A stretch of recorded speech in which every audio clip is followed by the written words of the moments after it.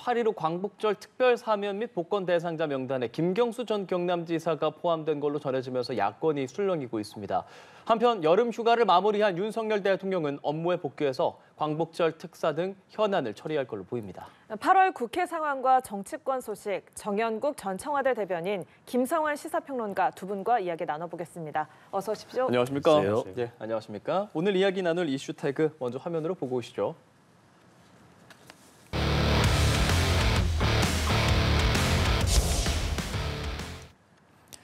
예, 광복절 특사, 이게 100% 확정된 것은 아니지만 지금으로서는 대상자 명단에 김경수 전 경남도지사가 포함이 됐다라고 확정적으로 전해지는 상황입니다.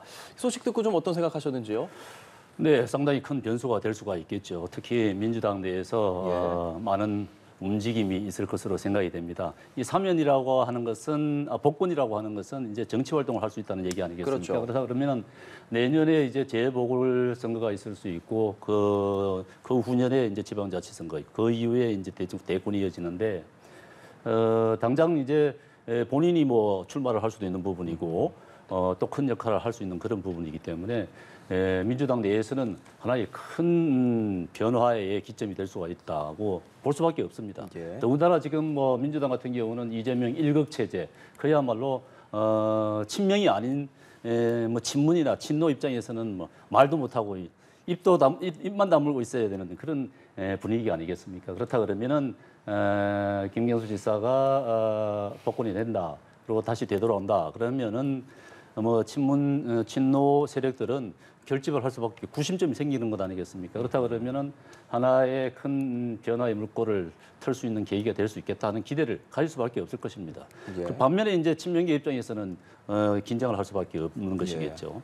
그렇다 그러면은 아마 김경수 지사가 민주당 내에 이제 어떤 좀 부정적인 방향으로 영향을 끼칠지, 긍정적인 방향으로 영향을 끼칠지는 미리 예단을 할 수 없습니다만은 상당한 변화는 예상이 됩니다. 민주당 내 변수는 잠깐만 이따가 얘기를 해보고 우선 예상을 하셨는지, 그리고 국민들 생각하기에 이 정도 적절한 타이밍에 이루어진 복권이라고 보시는지 먼저 여쭤볼게요. 일단 이번 주 초쯤에 나온 얘기로는 복권 대상에 포함되지 않았다고 하는 보도가 있었거든요. 맞아요. 예. 여권 관계자 발로 그랬었죠. 얘기가 나왔었기 때문에 저는 이번에 또 못 들어가는 거 아닌가 이렇게 생각했거든요. 근데 사면위원회에서 복권 대상자에 포함됐다 이런 소식 듣고 좀 의외다 이런 생각은 했고요. 근데 만약에 복권을 해준다고 한다면 그러니까 지금이 적절한 타이밍이냐 이런 면에서는 약간 갸우뚱해요. 그래요? 저는. 네. 왜냐하면 야권 인사를 사면하든 복권하든 일종의 특사를 하게 될 경우에는 대통령으로서 일종의 바라는 바나 아니면 보내고 싶은 신호가 있는 거거든요. 그렇다면 야당하고의 소통이라든가 아니면 국민 통합의 관점이든 화합의 관점이든 간에 뭔가 의미 부여를 하게 마련인데 지금이 그 적절한 시기냐, 이 부분에 대해서는 저는 적절한 시기는 아닌 것 같아요. 그래요. 왜냐하면 집권하고 난 다음에 지금 벌써 5번째 사면을 하고 있는 건데요. 이것도 지나치게 좀 많다고 보지만, 그러니까 만약에 야권하고 뭔가 화해의 손짓을 내밀고 통합한다고 하는 이미지라고 하면 한 작년쯤에 했었어야 되는 거 아닌가 싶어요. 근데 그런 면에서는 타이밍도 좀 맞지 않고 어색한 측면이 있고요. 저는 조금 구색 맞추기다, 시선 돌리기다 이런 의심을 좀 하고 있는데요. 왜냐하면 정치인 사면은 가급적 좀 자제하는 편이잖아요. 역대 대통령도 마찬가지였는데요. 윤석열 대통령은 지나치게 많이 하고 있어요. 실제로 정치인 사면을. 특히 여권 인사들 사면을 많이 하고 있거든요. 이번 같은 경우에도 김경수 지사만 자꾸 관심을 갖게 만드는 그런 측면이 있기 때문에 전 좀 시선 돌리기라고 보는데요. 김경수 전 지사 빼놓고 지금 사면 대상에 오른 여권 인사들 제가 한번 이름 말씀드려볼까요? 원세훈 전 국정원장. 국가정보 기관의 최고 수장인데 댓글 사건을 했던 사람이기도 하고요. 그 외에 굉장히 많은 혐의를 갖고 있는 사람입니다. 그럼에도 불구하고 특별 사면까지 지금 해주는 거거든요. 조윤선 전 장관, 블랙리스트, 화이트리스트 그 때문에 지금 재판을 받았던 인물이고요. 안종범 전 청와대 정책기획조정수석, 그리고 현규환 전 정무수석 역시 마찬가지로 국정농단 사건에 관여됐던 인물입니다. 그리고 조현호 전 경찰청장. 예. 많은 분들이 기억하시겠지만 용산 참사 벌어졌을 때 그때 청장이기도 했었습니다. 그렇다면 이런 사람들 다 줄줄이 이름은 사실은 기사에는 이렇게 나오고 있지만 전혀 관심을 못 받고 있어요. 그러니까 그런 것처럼 시선을 김경수 전 지사 쪽으로 돌리게 하기 위한 것 아닐까? 지나치게 많은 사람들을 여권 인사를 사면 복권시키는 것에 대한 정치적 부담감을 김경수 전 지사 사면 복권을 통해서 조금 부담감을 덜려고 했던 것 아닌가 이렇게 생각합니다. 민주당 뭐 내부 문제는 예. 따로 질문하시겠다고 예. 하니까 그건 좀 이따 말씀드리겠습니다. 예, 뭐 이어서 민주당 내부 분위기 질문 드리겠습니다. 김경수 전 지사 복권 소식에 비명 친문에서는 환영 메시지를 내고 있지만 또 내부에서 온도차도 있는 것으로 감지가 되거든요. 민주당 내 반응 어떻습니까? 복권해 준다 그러는데 복권 반대합니다라든가 불편하게 얘기하는 사람이 있습니까? 예. 제가 보면은 그런 사람은 없는 것 같고요. 뭐 여러 가지 정치적 상상력이 전 동원되고 있다고 봐요. 김경수 전 지사 물론 이제 잠룡군의 한 명으로 꼽혔던 건 사실이거든요. 네. 드루킹 사건에 연루되기 전까지만 해도 경남지사를 할 때까지만 해도 여러 가지 기대를 모았던 건 사실인데요. 곧바로 대권 주자다라고 말하기에는 아직까지 정치적 무게감이 그 정도는 아니었어요. 그런데 사면하는데 갑자기 난데없이 친문 친이계가 싸우게 될 것이다. 이렇게까지 상상력이 동원되는 건 일종의 바람이 섞인 거다. 실제로는 그렇게 되기는 어렵다. 이렇게 바람이라고 생각하고요. 말씀하시는 건 야당 싸우길 내에서 바라는 마음이 분열에 대한 있죠. 바람. 네. 야권에서는 미묘한 뭐 기류라든가 이런 건 있을 수 있겠죠. 예. 왜냐하면 친소관계도 있을 수 있고요. 그리고 이른바 친문이라고 불리던 분들 가운데 예. 김경수 전 지사하고 여러 가지 인연이 있는 인사들이 있기 때문에 결국 이제 청와대에 함께 근무했던 그런 국회의원들의 경우에는 좀 복권이 됐으면 좋겠다 이런 바람은 가질 수가 있는데 곧바로 일정하게 친문을 결집시킬 수 있는 세력으로 만들어서 친이계하고 싸울 수 있는 대적할 수 있을 만한 세력으로 크기에는 제가 볼 때는 그 정도까지는 아닌 것 같고요. 김경수 전 지사가 복권이 된다 하더라도 곧바로 정치 활동을 할 수 있겠는가? 저는 그렇게 생각하지는 않습니다. 상당 기간 좀 자숙하거나 숙고하는 모양새를 취할 가능성이 높고요. 만약에 다시 정치인으로서 발돋움한다고 한다면 아까도 잠깐 말씀 나왔던 것처럼 재보궐선거가 있을 수 있거든요. 예. 특히 경남 지역 같은 경우에는 민주당이 지난 총선 때 굉장히 뼈아픈 성과를 거뒀거든요. 그러니까 왜냐하면 7석 있었던 그 의석도 사실 좀 줄어들고 있는 경향이라고 봐야 되는데 2석으로 쪼그라들었거든요. 그러니까 PK 지역의 영향력이나 세가 그만큼 줄었다고도 볼 수 있거든요. 그런 면에서는 김경수 전 지사가 재보궐선거에서 만약에 다시 국회로 돌아온다. 그리고 정치 활동을 재개할 정도의 수준이 예. 되고 그러니까 일종의 자기 실력을 검증해야 되는 거죠. 그리고 난 다음에 뭔가 국민에 대한 국민들이 기대감을 좀 많이 표해한다. 뭐 예를 들면 여론조사를 했을 때 차기 대권 주자군까지 들어갈 정도가 돼야 예. 그래야 국회의원이나 새가 만들어지고 그다음에 이재명 대표와 경쟁할 수 있는 구도가 되는 것이지 지금 당장 나온다 그래가지고 이재명 네. 대표랑 맞설 수 있는 수준까지는 아니고 당원들도 그 정도까지 아직 기대를 하고 있다고 생각하지는 않습니다. 예, 뭐 앞에서도 적절한 시기 타이밍인가라는 말씀을 해주셨는데 뭐 지금 이 시기 민주당 전당대회 중에 이뤄진 복권이기 때문에 야권 분열을 위한 노림수라는 지적도 나오고 있거든요. 이 어떤 김경수 생각 지사 전 지사에 대해서 왜 이렇게 관심이 많나 그러면은 문재인의 복심이라고 하지 않습니까? 문재인이 그림자라고 얘기까지 했던 분입니다. 그렇기 때문에 친문 입장에서는 뭉칠 수밖에 없는 것이고 관심을 가질 수밖에 없는 것이에요. 시선 돌리기가 목적이 아니냐 그러는데 누구한테 묻어가는지는 모르겠습니다. 다른 분들이 아마 김경수 전 지사 복권에 묻어가는 것이 아닌가 싶은 그런 생각이 드는데 사실 뭐 친문계 입장에서는 보면은 이제 김두관 전 지사도 전당대회 과정에서 대환영이라고 상수를 들고 환영을 하고 있지 않습니까? 친문계들은 다 환영을 하고 있죠. 지금 뭐 지난번 공천 과정에서 친문 횡재, 비문 횡사라는 말이 있었지 않습니까? 그게 뭐 민주당 내의 지금 상황을 그대로 보여주는 상황이라고 보여지는데 아무래도 뭐 김경수 지사가 나오게 된다 그러면은 어쩔 수 없이 뭐 야권 분열이라 이런 예. 것보다도 야권 내에서 어떤 친문계 뭉치면 당연히 이제 강화될 것이고 이 친명계 쪽에서는 이제 조금 뭐 긴장을 할 수밖에 없겠습니다만은 저는 오히려 이게 민주당의 활력소를 불어넣어줄 수 있는 오히려 그런 방향으로 흘러가지고 있지도 않을까 싶어요. 어떤 지금 아무래도 이 민주당은 지금 이재명 일극 체제, 그야말로 이재명 당이라고 해도 과언이 아니지 않습니까? 앞서 말씀드린 대로 그 외에는 친명이 아닌 세력들은 숨지고 있는 상황인데 이제 김경수 지사가 복권에 대해서 정치권에 되돌아온다 그러면은 이제 바람을 일으킬 수 있는 기대를 불러일으킬 수 있는 아마 이 민주당이 지금 이재명 체제에 지금 민주당에 대한 불만도 많은 국민들 입장에서도 많은 부분이 있지 않습니까? 뭐 그런 부분들이 있기 때문에 오히려 민주당의 바람을 일으킬 수 있는 그런 역할을 할 수 있는 부분이 있지 않을까 하는 뭐 우려는 제 입장에서 생각할 수도 있습니다. 네. 어쨌든 그런 역할이 될 수도 있다. 예. 그렇다 그러면 이게 가볍지 않은 복권이다. 예. 그렇게 생각이 듭니다. 뭐 김두관 당대표 후보라든지 박지원 의원도 비슷한 얘기들 좀 하기는 했거든요. 좀 공감하시는 바 제가 있습니까? 앞서 말씀드렸던 것처럼 환영하지 않은 사람이 누가 있겠어요. 근데 당연히 다 뭐 장경태 환영하는 최고 거지. 같은 경우는 좀 떨떠름하다 뭐 이런 정도의 표현을 하더라고요. 그렇지는 않을 거고요.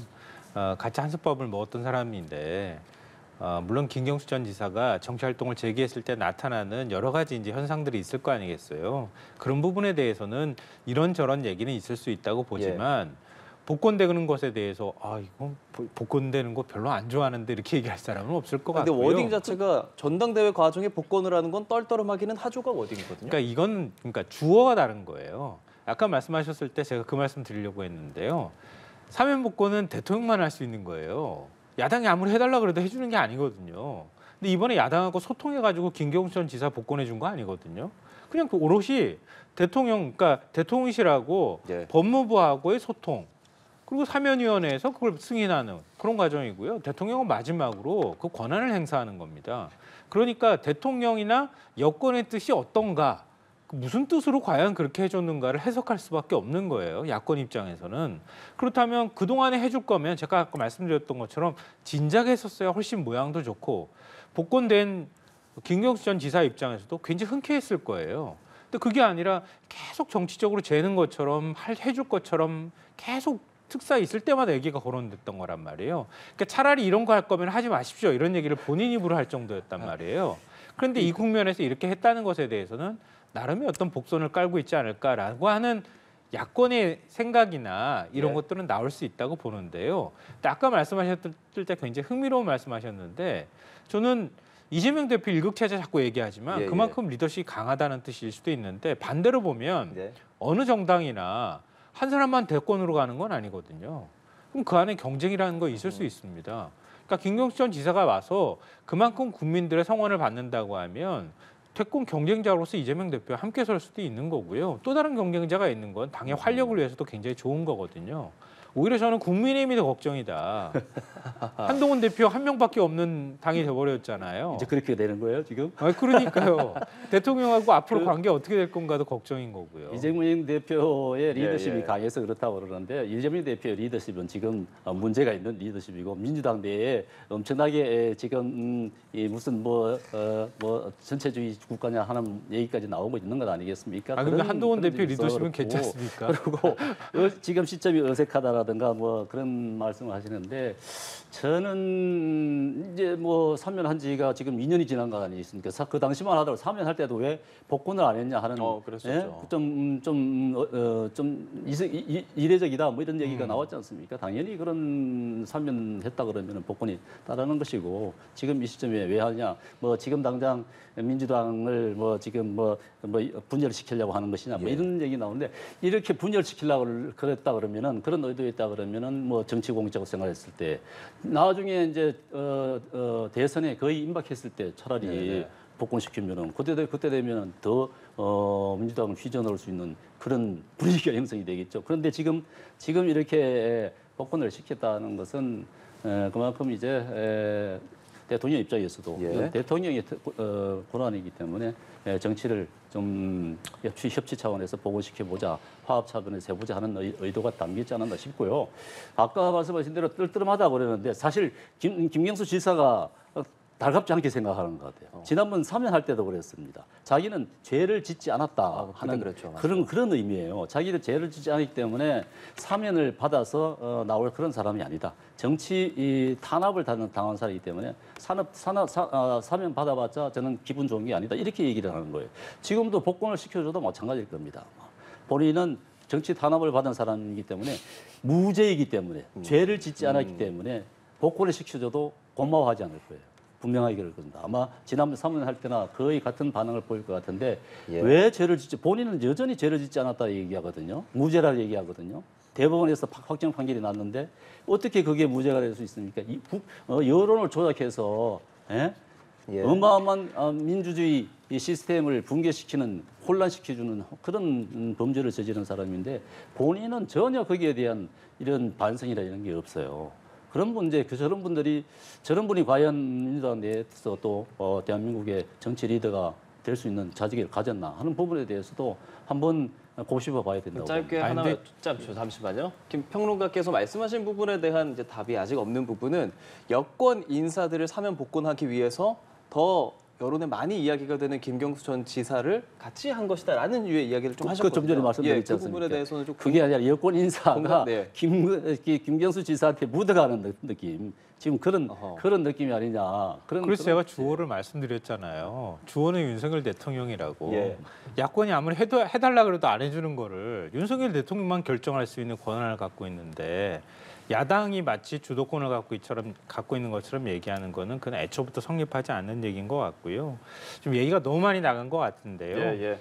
죄 짓지 않았다고 주장하는 사람은 박근혜, 이명박 전 대통령도 똑같았습니다. 저희 너무 그 거기까지 특사도 가면요. 했잖아요. 그러니까 그렇게까지 얘기를 해버리면 너무 정치적으로 지나치게 해석하는 거다 이렇게 생각합니다. 알겠습니다. 이제 뭐 사실 아직 김경수 지사 뭐 직접적으로 뭐 입장을 낸 것은 아니고 이게 뭐 아직 뭐 확정적으로 나온 것도 아니니까요. 저희가 또 다음 주에도 이야기 나눠보도록 하고요. 저희는 다음 이슈택으로 좀 넘어가 보죠.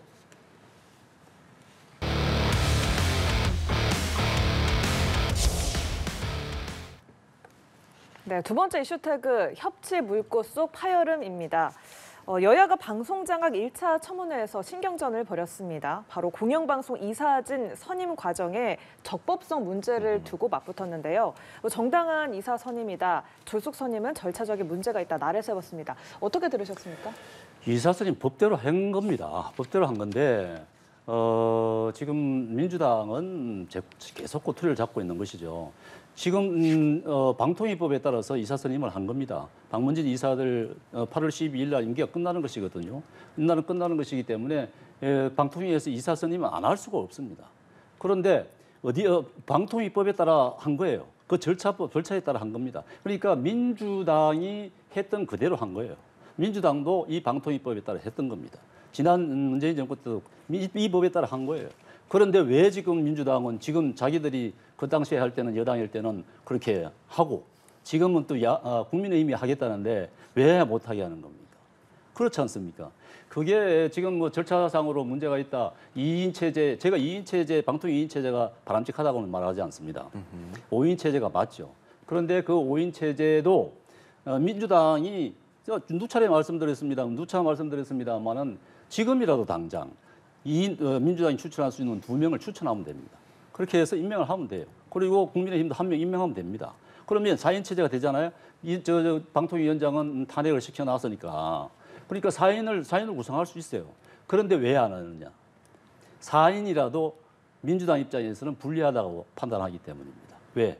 3대2가 되지 않습니까? 4명이죠. 여당 추천위원 3명에 민주당 추천위원 2명이지 않습니까?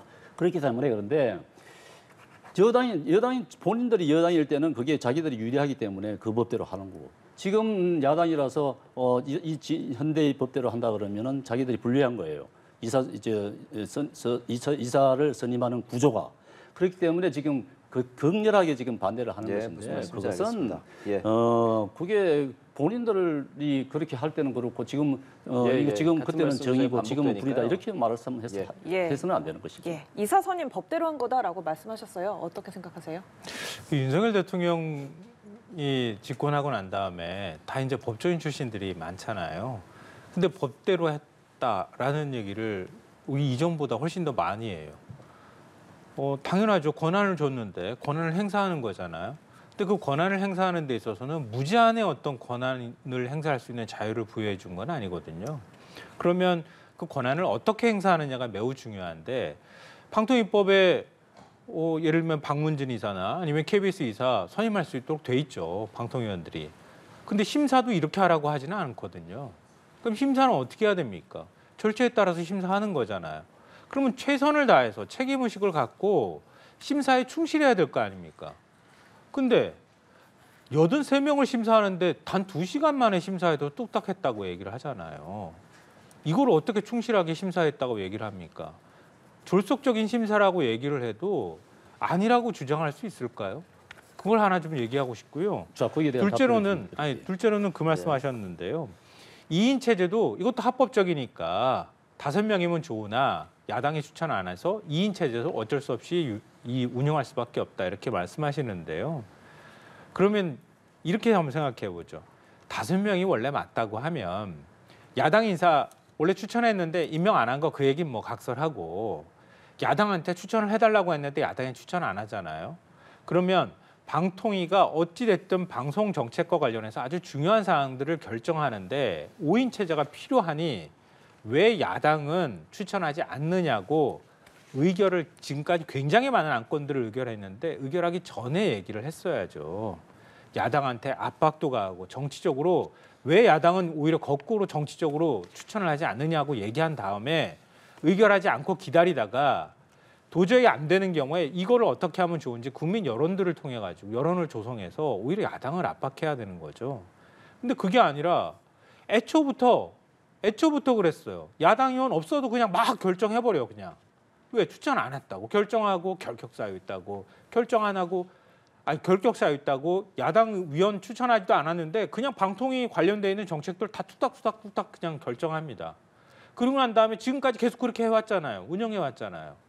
또 그리고 다 지나가고 난 다음에 왜 그렇게 합니까? 라고 물어보니까 추천을 안 해줘서 그렇게 합니다. 이렇게 얘기를 합니다. 그러면 애초에 그런 구성이 법으로도 합의적 기구로 운영하도록 돼 있고 그게 맞고 그리고 제적의원의 과반수로 의결하도록 하게 돼 있으면은 그럼 운영을 그렇게 하려고 하는 노력을 했었어야지 맞는 거죠. 그렇게 얘기하는 게 맞지 않습니까? 알겠습니다. 그렇다 그러면 반론은 좀 계속 듣죠. 얘기 드리는데 지금이라도 추천을 하십시오. 왜 안 합니까? 나 정말 이상하잖아요. 다 왜 안 해요? 결정하고 뭘 추천을 지금이라도 아니 하라고 지금이라도 그럽니까? 방통위를 갖다가 정상화 시켜야 될 거 아닙니까? 지금 졸속 심사를 했다고 그러는데 말이죠. 사실 졸속적인 내용이 좀 있을 수가 있죠. 급하게 했으니까. 왜 급하게 했느냐? 방통위원장을 탄핵시킨다고 해놨지 않습니까? 방통위원장 탄핵하겠다고 이미 딱 공문을 해놓은 상태인데 내일 모레 방통위원장 탄핵입니다. 근데 박문진 이사들 8월 12일 날 임기가 끝나요. 임명을 해야 됩니다. 예. 절차상 해야 되는 거잖아요. 안 하면 직무유기죠. 그렇지 않습니까? 졸속으로 할 수밖에 없는 상황을 만드는 것은 민주당이잖아요. 예? 방통위원장 탄핵하겠다 딱 공언을 딱 해놨는데 그러면은 안 하고 가만히 있습니까? 그럼 심사를 해야죠. 정치적으로 네? 그리고 일종의 얘기하는 것하고 실제 실행하는 건 다르잖아요. 아무것도 면접, 안 했는데 어떻게 왜 탄핵을 면접 안 합니까? 했냐? 그런데 그런 예. 졸속 심사를 할 수밖에 없는 상황을 왜 면접을 안 했느냐 하잖아요. 필요시 그 공고 내용에 그렇게 돼 있습니다. 서류 심사 뒤에 필요시에 면접한다 이렇게 돼 있어요. 예, 무슨 말씀? 그러니까 졸속 심사를 할 수밖에 없는 상황을 만들었다 이 얘기입니다. 근데 오늘 뭐 예, 짧게만 신문에 듣고 다음 주제로 넘어갈게요.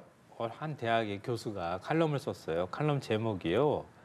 단체전 하라 그랬더니 복식을 했다. 이렇게 얘기를 하더라고요. 5명이서 같이 협의하고 머리 맞대고 단체전으로 뭔가 성과를 내라고 했더니 2명이 모여가지고 2명이서 뚝딱거리면서 했다는 거예요. 한번 생각해 보세요. 2명이 투표했다는 거 아닙니까? 어느 사람한테 공영방송 이사진 결정하는 거 그 모양이 어땠을지 한번 생각해 보세요. 그러니까 빨리 이렇게 하는 게 정상화시킵시다. 맞습니까? 좀 빨리 그러니까 아까 정상화돼요. 말씀하셨던 예, 것처럼 알겠습니다. 지금 새롭게 방통위원장 임명하는데 야권이 탄핵할 겁니다. 이렇게 했다고 치죠. 그러니까 실제로 했잖아요. 그러면 12일까지 임기가 끝나는 거잖아요. 그럼 이진숙 위원장은 오히려 더 정치적 명분을 얻기 위해서는 더 철저하게 심사하는 모습을 보였어야 되는 거예요. 아니 내일 탄핵하겠다는데 어떻게 심사를 아니요. 그러니까 예, 그거는 알겠습니다. 야권이 하는 말이고요. 네, 알겠습니다. 저희 이제 두 좀 분께서 하시는 다음 말씀 이야기로 저희. 좀 넘어가 볼게요. 예. 자, 국회 행안위가 20일 세관이 연루된 마약 밀반입 사건 수사 외압 의혹 청문회를 열기로 했습니다. 야당 주도로 진행이 되는 청문회인데요. 국민의힘 의원들은 일방적인 청문회 강행이라고 반대하고 있습니다. 네, 어떻게 보십니까? 지금 상임위마다 지금 청문회 경쟁이 붙은 것 같아요. 지금 각 모든 상임위들이 지금 다 청문회 하겠다고 그러는데 지금 뭐 의대 정원 문제도 지금 교육위에서 청문회 하겠다는 거 아닙니까? 복지위에서 이미 청문회를 다 했던 부분들이거든요. 근데 각 상임위마다 자꾸 그러는데 지금 법안 심사는 하지 않고 이게 정쟁만 이루어지는 법안들 이것들만 지금 계속 하고 있는 거예요. 각 상임위마다. 지금 국회가 그래서 안 돌아가는 것입니다. 지금 관세청과 관련된 부분들 지금 이 부분도 내용들이 아직 정확하게 다 밝혀지지 않은 부분들인데 수사 과정상에서 외압이 있었다 뭐 이런 것들 아니겠습니까? 관세청의 직원들이 인천공항 관세청 직원이 개입을 된 부분들이다. 근데 이 부분을 외압에 의해서 보고 누락시키고 브리핑하는 데서도 누락시켰다 이런 것들 아니겠습니까? 이것도 이제 뭐 최상병 수사 외압 의혹과 비슷한 구조로 이제 흘러가는 것 같은데 이 역시도 지금 공수처에 지금 고발이 돼 있는 상태거든요. 그렇기 때문에 이것도 지금 정쟁화할 가능성이 충분히 있습니다. 민주당에서. 근데 이게 또 이거 가지고 최상병 특검처럼 이것도 특검하자고 할 가능성이 좀 커 보이는데 이런 식으로 지금 국회가 계속 공전이 된다 그러면은 지금 안 그래도 지금 민생법안 왜 한 건도 없냐 민생법안은 지금 이런 비난 여론이 지금 비등하고 있는데 좀 국회가 이런 상황에서 좀 벗어나야 되지 않을까 싶습니다. 예, 여당에서는 상임위마다 청문회냐라고 이야기를 하는데 야당 입장은 어떨까요? 22대 국회 새로운 풍경이긴 한 것 같아요. 그 전에 이전 국회에서는 사실 이렇게까지 청문회를 많이 하는 경우를 본 적이 없거든요. 그럼 왜 그러면 야당이 자꾸 청문회를 들고 나오느냐? 이건 한번 우리가 들여다봐야 되지 않겠습니까? 야당도 사실은 정치적으로 부담스러운 일일 거예요. 왜냐하면 계속 싸우는 국회 모습만 보이는 게 그럼 여당한테만 불리하겠습니까? 야당한테도 굉장히 정치적으로 부담이 되는 일이니까요. 뭐 그런 지적은 할 수 있다고 저는 충분히 생각해요. 그런데 다만 이렇게밖에 할 수 없는 건 한번 생각해 보십시오. 경찰하고 검찰이 공정합니까? 공정하게 수사합니까? 전 공정하다고 생각하는 국민이 그렇게 많지 않을 거라고 보거든요. 그러면 수사기관이 공정하지 않은 상황에서 그러면 국회가 입법부가 해야 될 역할을 하겠다고 해서 뭔가 할 수 있는 동원할 수 있는 수단이라는 게 정치적으로 압박을 가하거나 아니면은 특검으로 가는 것밖에 없다고 보는 거예요. 그러면 특검하자고 얘기하면 대통령이 다 거부권을 행사합니다. 그럼 야당이 실체적 진실을 규명하자고 얘기할 수 있는 방법이 뭐가 있습니까? 가가지고 직접 수사를 할 수 있겠습니까? 아니면 직접 가가지고 자료 달라고 그러고 조사를 다 할 수 있습니까? 하기가 쉽지 않아요. 그럼 할 수 있는 국회가 입법부가 할 수 있는 거는요. 국정조사나 청문회하거나 이런 방법밖에 없는 거예요. 왜 이렇게 야당이 이런 수단밖에 동원할 수 없도록 만들었느냐. 이 부분도 우리가 숙고해서 봐야 된다라고 생각합니다. 알겠습니다. 지금 말씀하신 뭐 이 세관 마약 수사 외압 의혹이라든지 또 방송장악 청문회 같은 부분들도 앞으로 좀 지켜봐야 할 부분이 있을 것 같은데 사실 지금 여야가 꽤나 오랫동안 지금 갈등을 하고 있는 것은 역시나 이제 해병대원 특검법이라고 말할 수 있고 제3자 특검법 이제 한동훈 대표가 취임하게 되면서 당내에서 여론이 어느 정도 정리가 되나 이 부분도 좀 관심이고 민주당에서 지금 세 번째 안을 내놨잖아요. 더 확대가 된 안인데 이 상황에서 국민의힘은 어떻게 좀 그러니까 입장을 좀 모으게 될까요? 그럼 그것도 참 정말 답답한 일이에요. 그러니까 민주당이 또 발의를 하지 않습니까? 근데 국민의힘하고 협의를 한 게 아니잖아요. 또 단독으로 했지 않습니까? 그것도 한동훈 대표가 제3자 특검 할 수 있다고 그런 의향을 비쳤는데도 불구하고 단독으로 했단 말이죠. 근데 의향만 비쳤잖아요. 아직은. 의향을 비쳤지만 이제 그 의향을 비쳤기 때문에 민주당에서 야 그럼 대화합시다. 어떤 대안이 있는지 어떤 방안의 특검이 좋은지 대화합시다 할 수 있는 거잖아요. 그런데 그런 민주당은 제가 볼 때는 해서 특검을 만들 의지가 저는 전혀 없다고 봐요. 그냥 본인들이 원하는 특검. 거의 뭐 임명하듯이 민주당이 임명을 하고 싶은 거예요. 그런 특검을 이제 정하고 싶은 것인데 뭐 국민의힘이 원하는 그런 방향으로의 특검을 하자 이게 이런 생각은 전혀 없기 때문에 지금 더 강화된 특검 아니겠습니까? 그러니까 여기 이제 김건희 여사와 관련된 부분도 이제 포함이 되는데 이런 부분들이 지금 그 최상병 특검과 관련된 최상병의 중호와 관련된 진상 규명은 그냥 다 흘러가 버려 없어져 버린 거예요 지금. 그러니까 막 온갖 것을 다 지금 집어넣은 그런 특검이 돼 버렸는데 이걸 지금 어떻게 국민의힘은 받아들일 수 예, 있겠습니까? 대변인, 그렇다 그러면은 예. 새로운 특검을 만든다 그러면은 그럼 협의할 수 있는 충분한 여지가 있었잖아요. 한동훈 대표도 생각이 있었고 그러면 협의를 해서 서로 맞대서 양당이 대변인 한번 만들어낼 수 제가 있을 거 여쭙고 아닙니까? 싶은 거는 무슨 말씀인지 아는데 그래서 국민의힘 안에서 말씀하신 것처럼 새로운 특검법을 만들 만한 이제 국민의힘 안에서 어느 정도 좀 의견이 또 조율이 돼야 되는데 지금까지 마지막 의견은 최고위원들끼리 그건 당대표가 뭐 나설 일이 아니다라고 말한 것이 사실 최고위원들의 마지막 워딩이란 말이죠. 저는 여기서 어떤 부분을 집중해야 될까 이게 궁금한 거예요. 한동훈 대표가 얘기했잖아요. 그 본인은 생각이 있고 그게 당 내에서 의견을 조율하겠다. 네. 당에 그러니까 당내 국회의원들의 의견을 들어보겠다는 거 아닙니까? 토론을 하겠다는 거죠. 본인이 당 대표가 그러면은 할 의지가 있다고 얘기했는데 그걸 거둬들이겠습니까? 그렇다 그러면은 민주당이 지금 협의할 의사가 전혀 없기 때문에 그런 거잖아요. 그래서 서로 대화를 할 수 있는 부분이잖아요. 예. 그렇다 그러면은 특검이 여야 합의에 의한 특검이 만들어질 수도 있는 부분인데 그런 가능성, 그런 여지를 완전히 없애버리고 있다는 얘기입니다. 예, 알겠습니다. 저 사실 두 분이랑 이 해병대원 특검법 관련해서 몇 번이나 이야기를 했었고 비슷한 얘기들을 했는데 그럼 지금 시점에서만 얘기를 할게요. 지금 시점으로 얘기해서 이제 국민의힘 안에서 이런 정도 얘기하고 있습니다. 그러면서 지금 정영국 대변인께서 말씀하시는 건 민주당도 협조적인 태도로 좀 나서야 되지 않느냐라는 얘기를 지금으로서 하고 있거든요. 어떤 말씀하고 싶으세요? 한동훈 대표 함흥차사인 것 같은데요.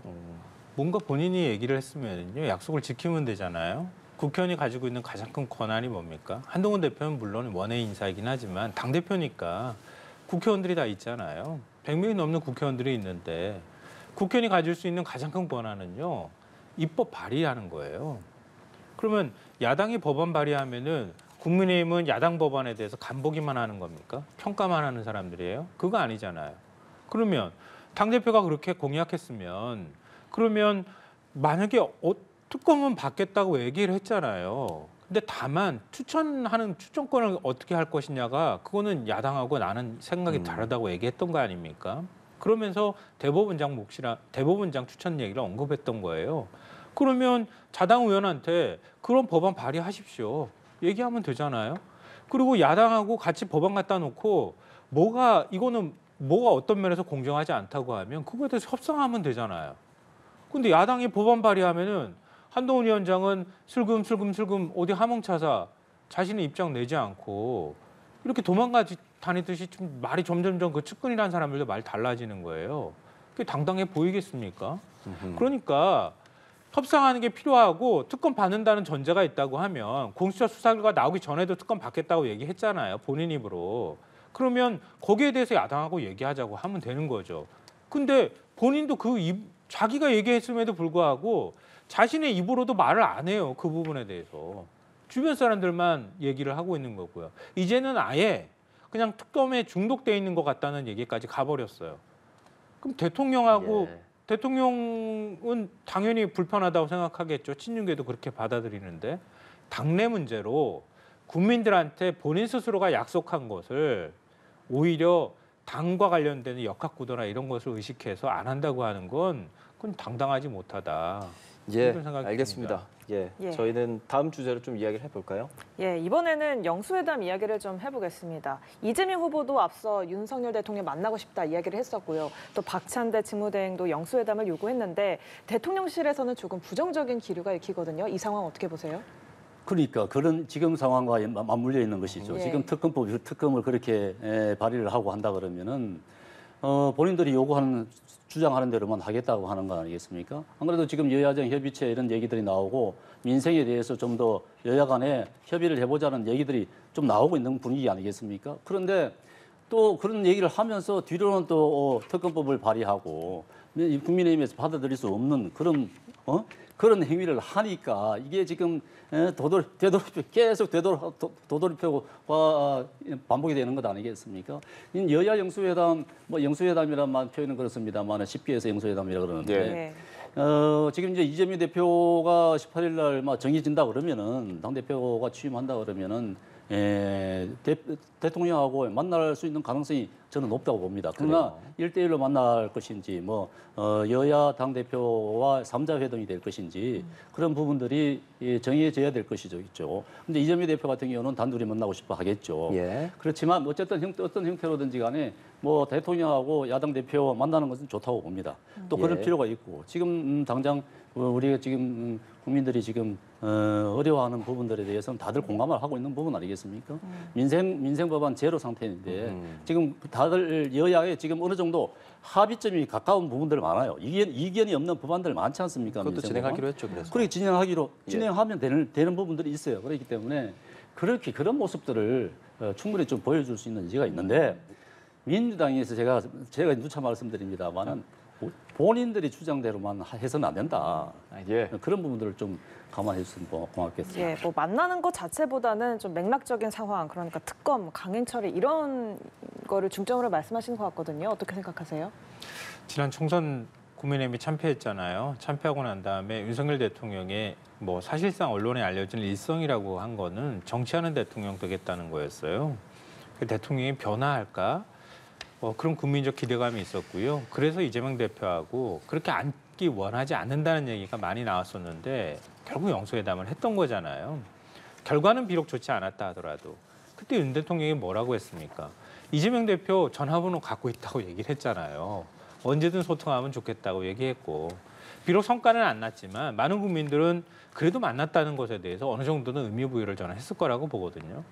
그다음에 윤 대통령은 국정기조를 바꿨습니까? 선거에서 나타난 민심은요. 대통령이 국정기조를 바꿨으면 좋겠다. 지금 이대로 가면 안 된다라는 거였거든요. 저는 그렇게 이해하고 있습니다. 그러면 윤 대통령이 뭔가 국정기조를 바꾸거나 야당하고 일정하게 뭔가 조율하거나 타협하려고 하는 정치적 리더십을 발휘하는 모습을 보이기를 원했다는 건데요. 근데 윤 대통령은 전혀 그렇지 않았단 말이에요. 근데 이런 상황에서 대통령이 사실은 국정 운영의 주도권을 갖고 있다고 보는 게 맞을 거고요. 이런 상황에서 야당이 할 수 있는 게 별로 없잖아요. 결국 자꾸 맞서는 것밖에 없다고요. 아까 민생법안 말씀하셨지만 옛날에 뭐 국민의힘이 야당일 때는 안 싸웠습니까? 싸울 땐 싸우더라도 민생법안 처리하는 거나 이건 머리 맞댈 수 있잖아요. 싸우는 것만 생각하면 계속 끝까지 싸워야 되는 거잖아요. 그럼 대통령이 야당 대표가 만나자고 하면 만날 수도 있는 거죠. 만나면 저는 윤 대통령한테 훨씬 더 긍정적인 효과가 많다고 보거든요. 그렇게 하면서 하나하나 대통령이 국정 운영에 꼬인 것들을 풀어나가는 모습을 보일 때 지지율도 예. 따라 올라가고 국민들의 기대감도 커질 거라고 보는데 지금 대통령실 반응 보니까 별로 만날 생각이 없는 것 같은데. 알겠습니다. 예, 지금 뭐 두 분 이야기만 들어도 여야 입장이 상당히 다르구나라는 것이 느껴지는 시간이었습니다. 정영국 전 청와대 대변인 김성환 시사평론가와 함께했습니다. 오늘 말씀 잘 들었습니다. 고맙습니다. 고맙습니다.